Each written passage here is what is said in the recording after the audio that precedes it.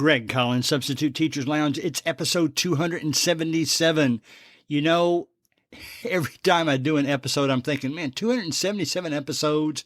Is there really anything left to talk about? Well, there is. I thought of something this week as I was teaching. Really, I've been formulating it since we got back after the holidays. Today, we're going to talk about, it's going to have a little bit to do with interacting with students and how to do that. It's going to have more specifically to do with asking students questions. Who do you ask? How do you ask? How do you make it fun when you ask? How do you keep from embarrassing students when you ask? Do you care if you embarrass students when you ask? Let's talk about that. Substitute Teachers Lounge.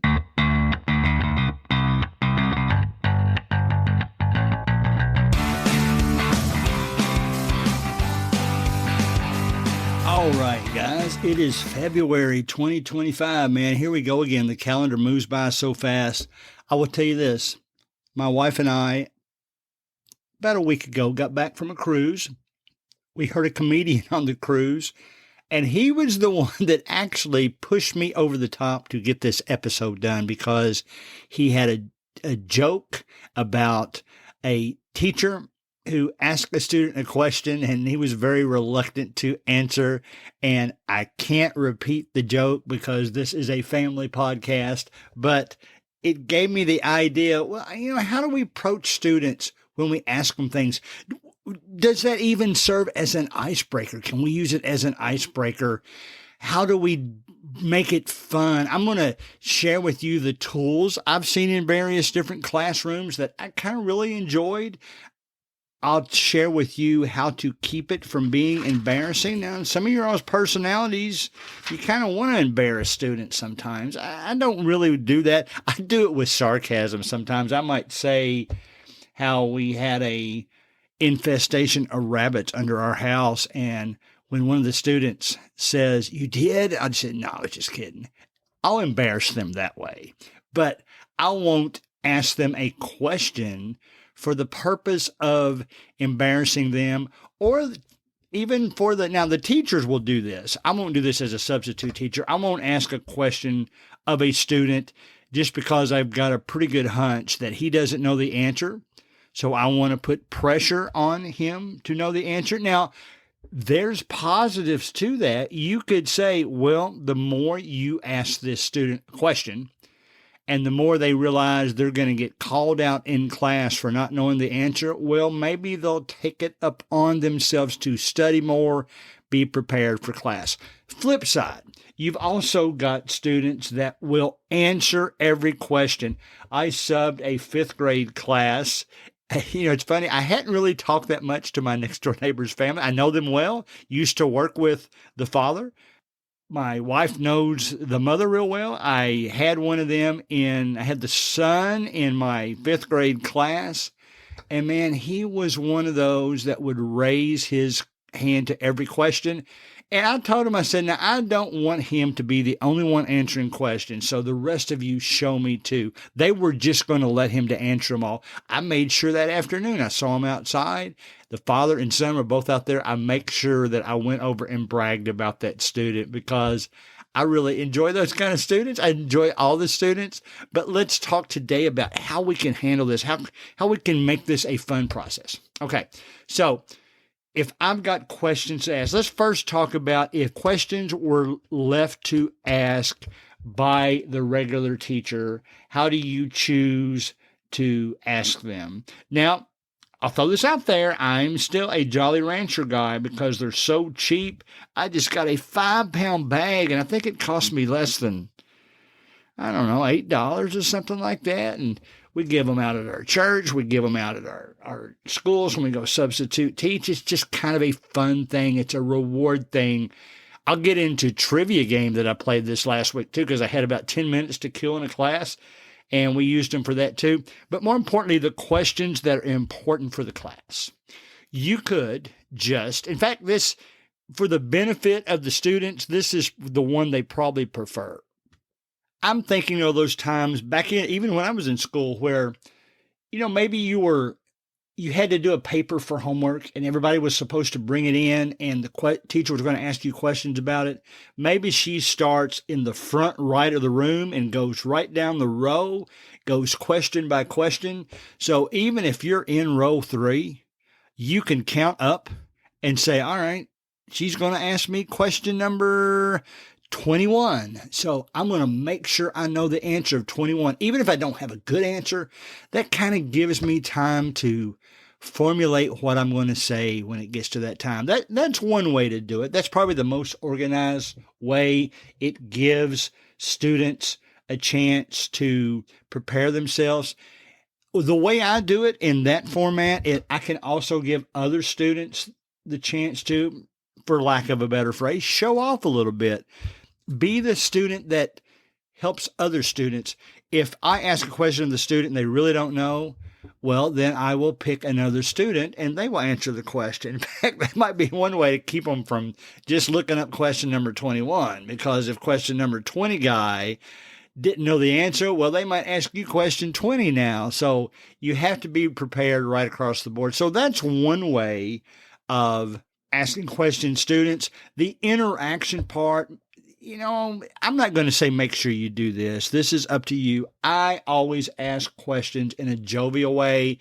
And even if they don't know the answer, I will say, or if it's not, I don't want to say wrong, if it's not complete, if it's not a complete answer, I might say, well, that's a good start. Can you add to that? Or if it's completely wrong, I was going to say, well, that sounds like you're guessing. How about I give you another shot? In fact, I had a teacher, this was actually a college teacher, that if we didn't know the answer to a statistics question, and he would call on students to go up and write the answer on the board. I mean, with all the detailed work and everything, not just the answer, but how they got to the answer. And he had this thing he would do because he was going to grade you on whether or not you would answer. But to help you out a little bit, he said, all right, he said, if he could see you were struggling, he said, man, I really need a drink of water. I'll be back in about 30 seconds. He walks completely out the classroom door. Now, I don't recommend that in elementary, middle, and high school, but maybe high school is okay. But he walked out the classroom door for 30 seconds because he knew that the student could ask for help. And when he came back in, the problem would be complete. And one time the student didn't have time to complete it, even with the help. And he said, don't you have any friends in this class? And it was kind of a funny thing, but he gave us the benefit of the doubt. He knew statistics was tough. Statistics was always one of my favorite things. I wished I had been a insurance actuary, which are the guys that calculate the rates based on the data. I would love to have had a job like that, but alas, I didn't. So that's one way of doing it. Give the student the benefit of the doubt. One thing you could do, and I've done this before, I'll say, all right, that was an incomplete answer. I'm going to let you ask somebody else in the classroom to help you with an answer. And I said, it can be a friend, but I said, you want to ask somebody that you think is prepared and knows the answer, because I'm just going to give you one shot. You need to pick a friend that will help you with this answer. And if they help you with it and they get it right, I'll give you credit for the question too. That's one way you can approach it as well. Now, I have seen situations where, well, not everybody does this, where you jump around, ask different students. I'm going to tell you a story, and I think you'll know where I'm going with this. I used to work in a department when I was an accountant, and I was a manager of about 7 people.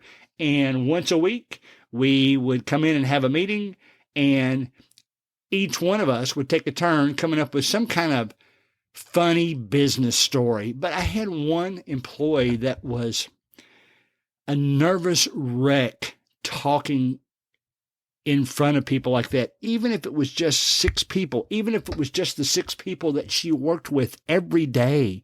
And I wanted to be fair. I wasn't going to let her off the hook. So when it came her turn, she did the best she could. I thought she did fine. Her voice was shaking. Her hand was shaking. Her friend next to her, it was a hand with her coffee cup in it. So she took the coffee away and said, take your time. But She thanked me later. And in fact, before I had moved on from that job situation, she'd gotten to the point where she could speak publicly in front of 100 people, and she got her confidence up. She thanked me for that, for no other reason than to just pushing her to get that done. So same way with these students. If you let students off the hook every time, they're never going to learn to do it. So we need to come up with a way to, all right, I know the student's going to struggle today while we're asking questions of everybody.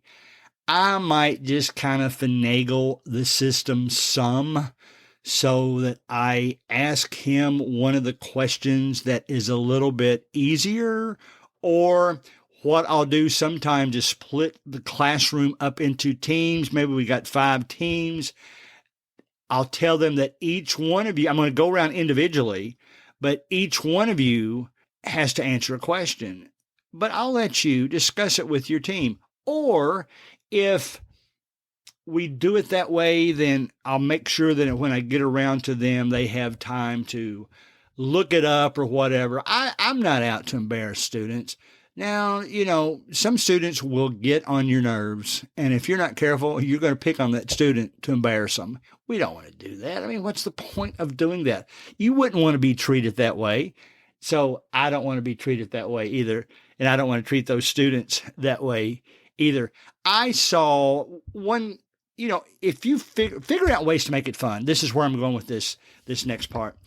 One of the funnest things I saw, one of the most unique things I saw was a teacher that made I guess he cut and pasted some sheets of paper together to make a big, oversized dice. Maybe it was like a 6 to 8 sided dice, and he would take turns giving it to students, and they would roll it, and it might say, "Congratulations, you don't have to answer a question this time," or it might say, "Read the next paragraph." Some students are nervous wrecks reading publicly.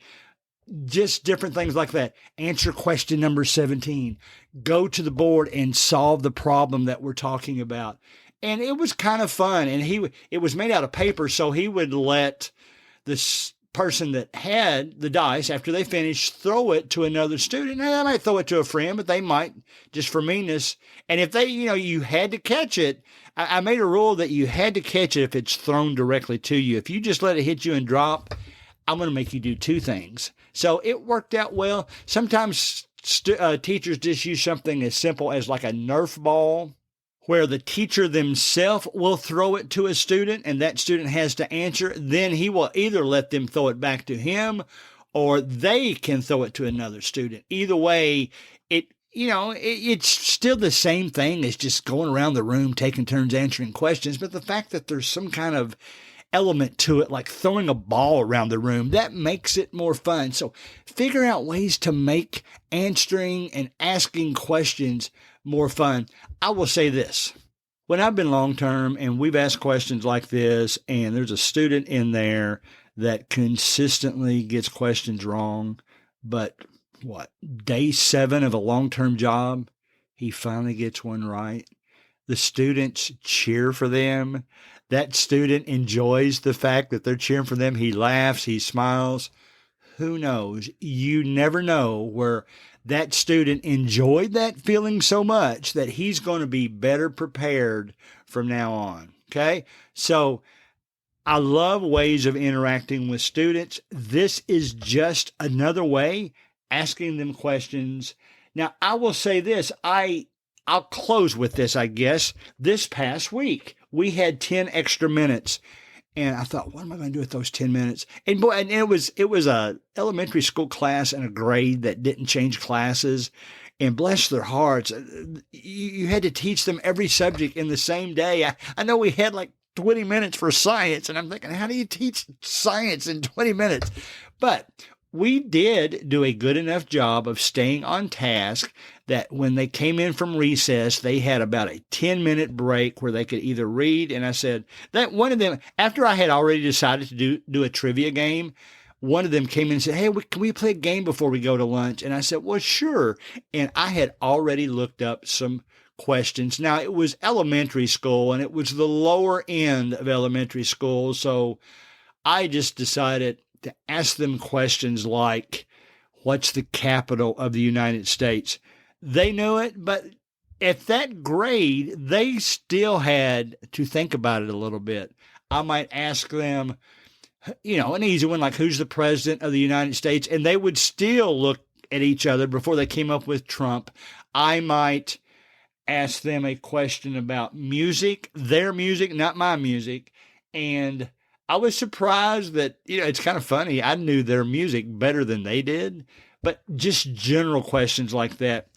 Having said everything that I've said today, the more that you ask a student a question that they're going to know, maybe they're going to know, well, the better they're going to feel. That gives them confidence. My friend used to, I was always good with wanting to learn new words. One of my college classes, the English teacher asked me a question once, what is a pundit? And I knew what the answer was. And my friends who were in the class with me made fun of me after class. Like, they would come at me and say, who knows what that is? How did you know that? And, I just like learning new words like that. My wife right now is trying to learn Spanish, and she's putting me to shame because I'm trying to learn it in the past too, and I can't stick with it. And here she's probably done 20 to 30 hours of it already. She started while we were on our cruise. It's kind of a way to kill time on the beach and stuff like that. So make sure that you come up with a fun way, a productive way, and a satisfying way to ask questions in class. And make it a way where when you leave the classroom that day, you're going to feel good about it. And man, the students are too. As we close, always remember that you can email your questions to gregcollinssubstitute@gmail.com. Please join our Facebook group, Substitute Teachers Lounge, where we'll share ideas and thoughts about each week's show. See you next week.